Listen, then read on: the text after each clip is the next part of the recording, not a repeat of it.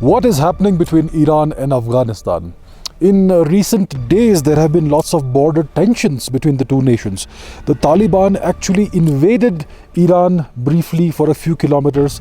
There have been, like I said, border clashes. There have been casualties on both sides. Soldiers have died on both sides of the border. The Taliban even captured an Iranian general. I'm not sure if he has been released or not.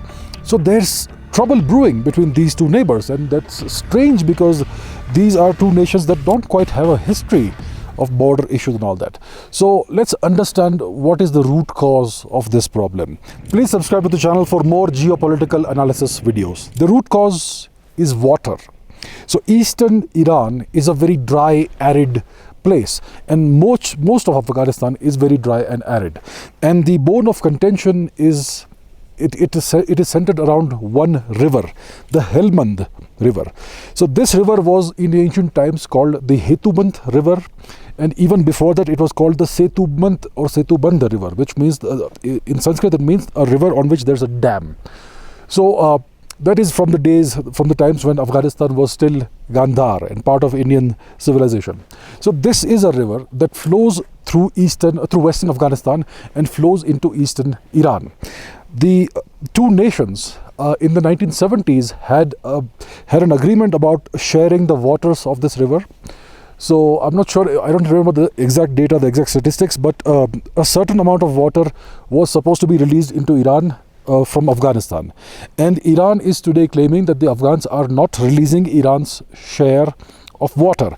Now, if you look at the eastern part of Iran where this river flows, you will find that it's become very dry in recent years and decades. There used to be lakes there. The lakes have dried out. All the marshy areas have dried out. It's become very desertified and arid. And the Iranians are saying that the Afghans have deliberately withheld water from Iran, and that's why this situation has happened. And that's why this border issue is happening. So the Iranians are demanding that the Afghans release sufficient water. The Afghans, the Taliban, have responded by putting out videos on social media of them holding yellow cans of water and saying, "Here's the water, take it." And these yellow cans are they are an implicit threat, because the Taliban suicide bombers typically used to wear yellow jackets inside. So this is a threat to Iran. So then the border issues were, they reached a head, and the Afghans actually invaded Iran, and they sent out threats that they will take Tehran in a few days. They'll march all the way to Tehran and take Tehran. So that's the kind of threats they were putting out. So afterwards, I think saner heads have prevailed for the time being, but the border is still tense. So what are the options that the two nations have? The Afghans, the Taliban, who rule the nation of Afghanistan, they are sitting on $100 billion worth of high quality US military equipment that the Americans left behind as a gift for them when they withdrew from Afghanistan in 2021, was it? 2021. So they have a lot of high quality military hardware. Iran, on the other hand, its entire military doctrine is focused on a couple of nations, or three nations. One is the US, the big threat. The other is Saudi Arabia. The third is Israel. So their entire military focus is in the West.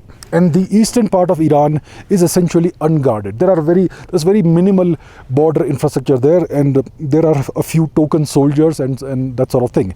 So it's a very light military presence that they have in the eastern region, Pakistan, Afghanistan. So the Taliban, actually, if they wish, they could make significant inroads into Iran. That is the dilemma that Iran is facing. The other issue is that when Afghanistan was going through its terrible civil war, we know that lots of Afghans settled in Pakistan as refugees. They may have gone back to some extent by now, but millions of Afghans also settled in eastern Iran as refugees, and this is something that is not really spoken about. So even today in eastern Iran, there are lots of Afghan settlers there, and they may or may not have some sympathy with the Taliban. So if the Taliban, and we have to understand that the Taliban is not a regular military fighting force, it's an irregular force. They have always relied on guerrilla tactics and unconventional warfare. So if the Taliban were to infiltrate into eastern Iran in large numbers, they could very possibly find a refuge among the local Afghans who have settled in the region, and they may actually be able to traverse hundreds of kilometers and maybe even make their way into Tehran, where they could, detonate suicide bombs or whatnot. So that is the dilemma that Iran is facing. Their entire military posture, their entire military doctrine is focused on three nations: the US, Saudi Arabia, and mainly Israel, because it's a local threat. So what do they do about this? So I think the only solution right now is some kind of diplomatic negotiated solution, some kind of diplomacy. I don't think it's possible for Iran, even if it wants to divert large portions of its armed forces eastwards, because that takes time. It's not easy to divert large forces and deploy them in a different area. It takes a lot of time, and you need to rethink the entire command and control structure, the doctrine, the strategy, the tactics, all that, and the entire doctrine is focused on the West. So that is the dilemma that Iran is facing. So Iran, I would say, doesn't really have a solution right now to the Taliban issue. I think they will have to calm things down and look for a long-term settlement of the water issue with Afghanistan. So right now it's essentially advantage Taliban, advantage Afghanistan, and let's see how this goes. I don't think the two nations would want to go to war. It doesn't make sense for Iran to do it. It doesn't make sense for the Taliban to do it either.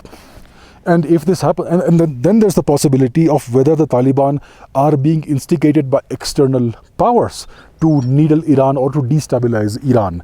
We know, like we discussed, the Americans have left $100 billion worth of military hardware in Afghanistan. It now belongs to the Taliban.